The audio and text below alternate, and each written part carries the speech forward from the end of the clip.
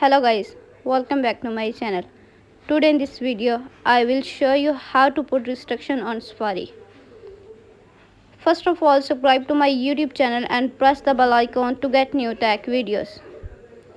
Now let's start the video. Open the setting app on your iPhone.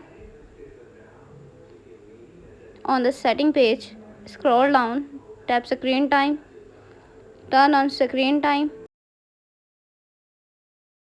click turn on screen time,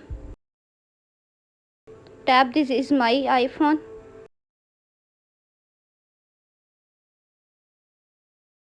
Scroll down, tap content and privacy restriction. Turn on content and privacy restriction. Click on content restriction. Scroll down, tap web content.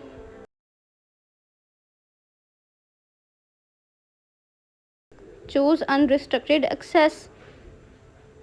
Limit adult websites